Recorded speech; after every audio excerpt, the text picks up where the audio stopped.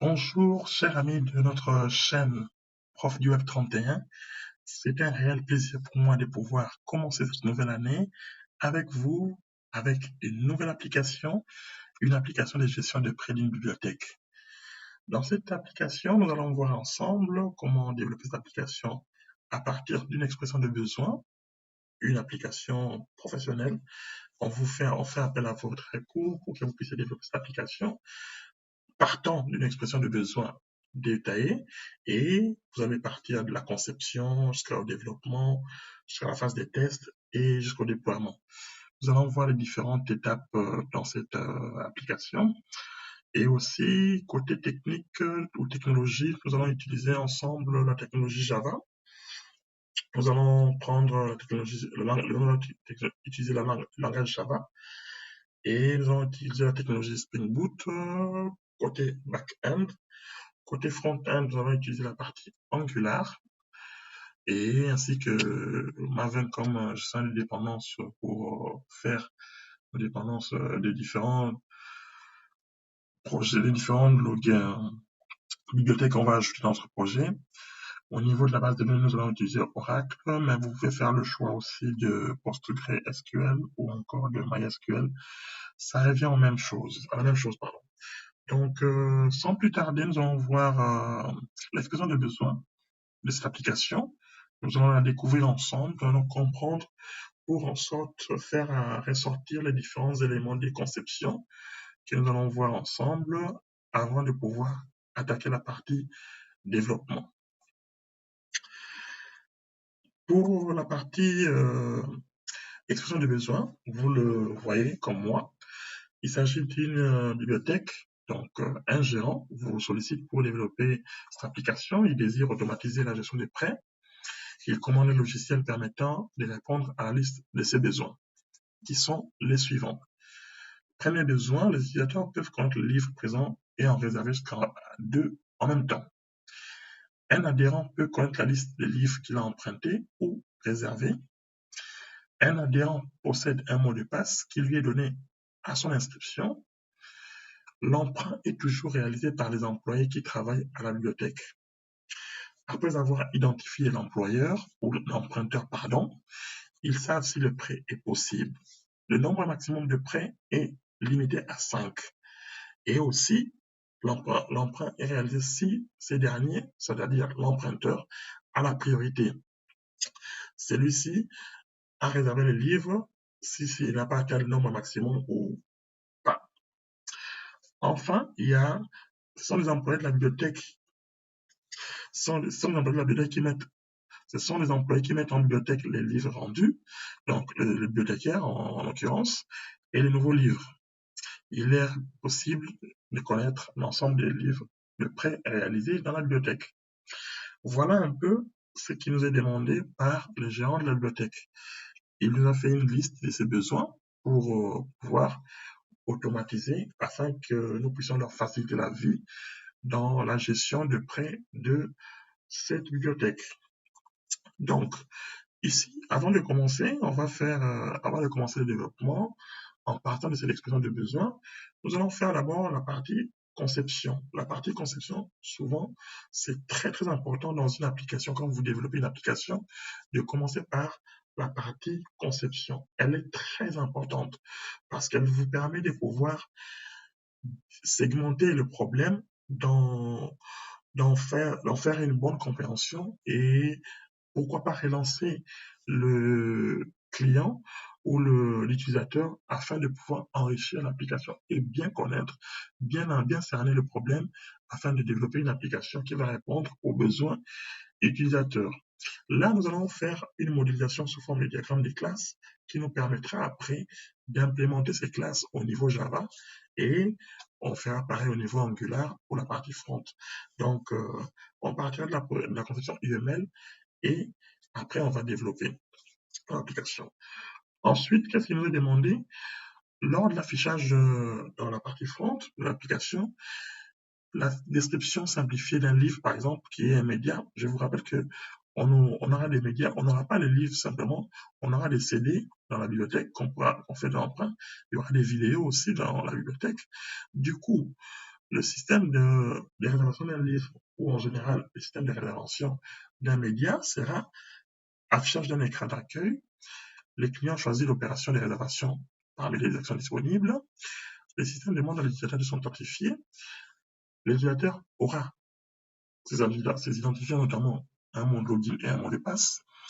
Le système lui demandera de choisir un livre parmi ceux disponibles en bibliothèque. Le client sélectionnera les livres ou en général les médias qu'il veut réserver. Et afin, le système accusera réception de la réservation faite par les clients. Voilà un peu le trame de ce que va afficher l'écran de réservation d'un livre en particulier et en général d'un média qui, je vous rappelle, un média peut être un livre, un CD, une vidéo ou encore autre chose qui est géré dans notre bibliothèque. Du coup, sans plus tarder, nous allons voir la partie conception, la partie UML, qui commencera premièrement par vous montrer la partie le cas d'utilisation qui sont recensés dans cette expression de besoin. À la lecture de cette expression de besoin, on peut recenser ces 6 cas d'utilisation qui sont notamment, premièrement, la réservation d'un livre ou en général la réservation d'un média qui peut être un CD ou une vidéo, un DVD.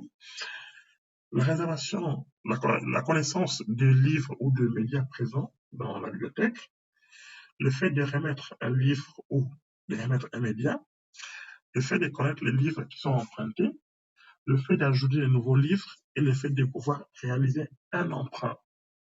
Donc ça, ce sont le cas d'utilisation qu'on a pu relever à la lecture de l'expression de besoin que le client nous a communiqué. Une fois que le cas d'utilisation sont recensés, nous allons maintenant voir les interactions entre le système que nous allons développer et les différents acteurs. Je vous rappelle, ici, on aura affaire à 2 acteurs.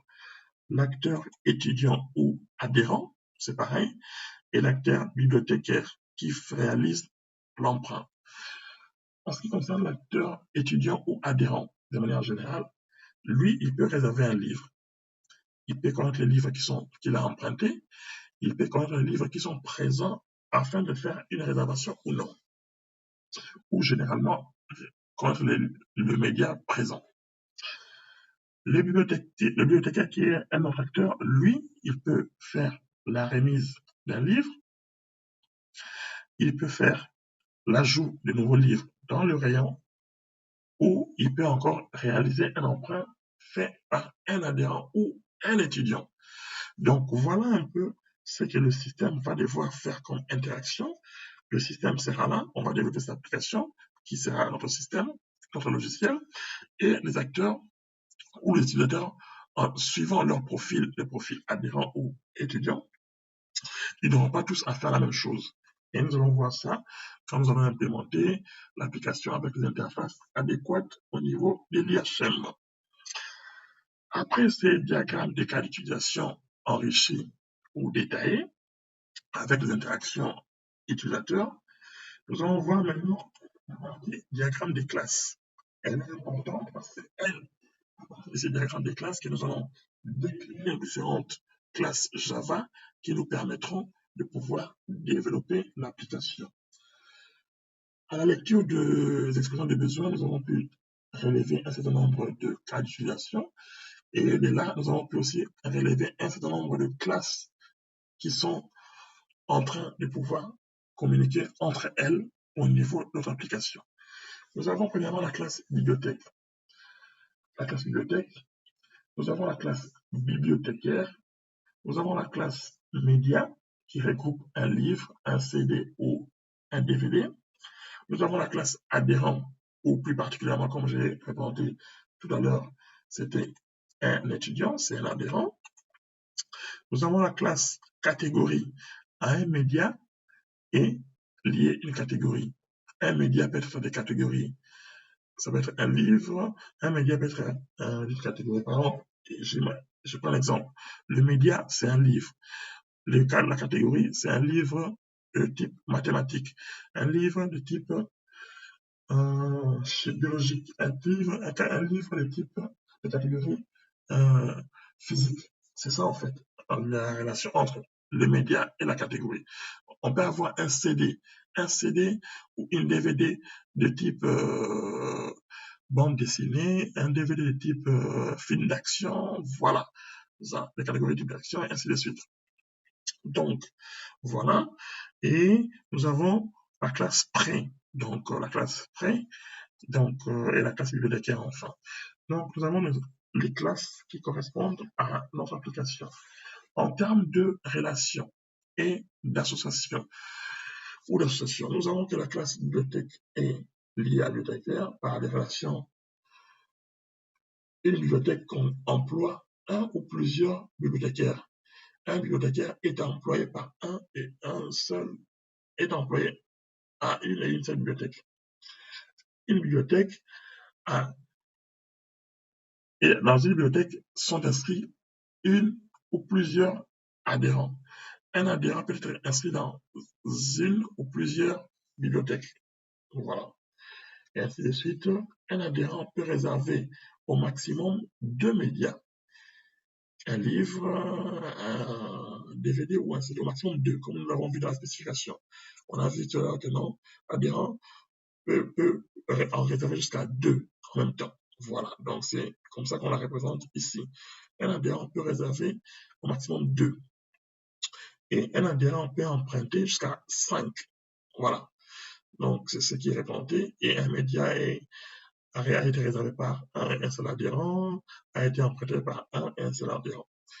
Un média appartient à une et une seule catégorie. Par contre, une catégorie peut contenir un ou plusieurs médias. Voilà. Dans une bibliothèque, on peut connaître un ou plusieurs prêts. Et un prêt est réalisé dans une et une seule bibliothèque. Voilà. Et un bibliothécaire peut réaliser 0 ou plusieurs prêts. Et un prêt est réalisé par un et un seul bibliothécaire. Voilà un peu nos différentes classes de l'application avec les différentes associations et les cardinalités. Grâce à ces informations-là, nos classes, nos associations et nos cardinalités, ça va nous permettre de pouvoir implémenter nos classes Java avec des associations one-to-many, many-to-one, many-to-many, ainsi de suite, entre les différentes classes. Et après avoir fait ce diagramme de classes, vous voyez que là, je n'ai pas spécifié les différents champs dans chacune de classes. Je le fais ici. Donc, la classe bibliothèque, ou une bibliothèque, on aura juste le nom de la bibliothèque et son adresse. Pour la classe bibliothécaire, on aura le nom du bibliothécaire, son prénom, son adresse, son email. Pour la classe prêt, on aura la date de début de prêt, la date de fin de prêt. On verra, peut-être on pourra enrichir aussi avec le nombre de prêts réalisés. On verra, on pourra l'ajouter par la suite. La classe adhérent, il y a le nom de l'adhérent, le prénom, la profession, l'adresse et son mail. La classe média, on a les titres, on a l'ISBN, qui est le numéro unique qui permet d'identifier un média, un livre ou un DVD. On a la date de création du livre, ça veut dire la date dans laquelle on a pu le mettre dans le rayon au niveau de la bibliothèque. Le nombre d'exemplaires, c'est un média qui contient, c'est spécifique pour un livre. Si c'est 0 ou 0, pour ça pour les autres, hein, voilà, donc le nombre d'exemplaires. 20 livres de maths, 15 livres de physique, 25 DVD de films d'action, 10 DVD de bandes de dessins animés, ainsi de suite. Et les différents auteurs de chaque média. Et enfin, la classe catégorie. À une catégorie, on a le code catégorie, par exemple. Si c'est un média de type livre, on aura la catégorie. Le code catégorie, c'est un livre M pour livre mathématique, un livre I pour livre informatique. Si c'est la catégorie CD ou DVD, par exemple DVD, on aura le code A pour film AC pour action, film d'action, ainsi de suite. BD pour bande dessinée. Voilà. Et label, ça sera informatique. Donc, voilà un peu, en partant de l'expression de besoin qu'on nous a demandé, qu'on nous a donné, on a pu faire la modélisation. On a pu envoyé le diagramme des classes, on a pu voir le diagramme de qualification, le diagramme de qualification, les différents diagrammes de classes, et là, les classes avec leurs attributs. Maintenant, nous allons devoir vous permettre de réaliser cela. Donc, comment on va développer notre application? On part sur le site start.spring.io pour pouvoir générer notre application Spring Boot. On partira d'un projet Maven qui est, comme je vous l'ai dit, Maven, c'est un gestionnaire de dépendance. C'est ce qui nous permet de pouvoir gérer les différentes librairies dans notre projet. Le langage qu'on va utiliser, ce sera le langage Java. La version de Spring Boot, on prend celle qui nous est proposée par défaut, la 2.6.3. Et pour, comme tout projet Maven, on a les différents éléments, le groupe, l'artefact, les names, la description et autres qu'on va devoir renseigner. Le groupe, c'est comme projet, l'artefact, c'est biblio, et la description, c'est la gestion automatique des prêts de bibliothèque. Voilà. En termes de dépendance, nous allons prendre la dépendance que nous propose Spring Boot. On va la prendre la dépendance web. Spring Boot Web, qui nous embarque Tomcat par défaut. On va prendre la dépendance Spring Data, JPA, pour tout ce qui est entité persistance dans la base de données, on va le voir. Et on prend tout ce qui est client MySQL. Donc, on va voir le driver Oracle. Ici, vous pouvez faire pareil, hein, vous pouvez prendre MySQL ou autre, comme vous pouvez.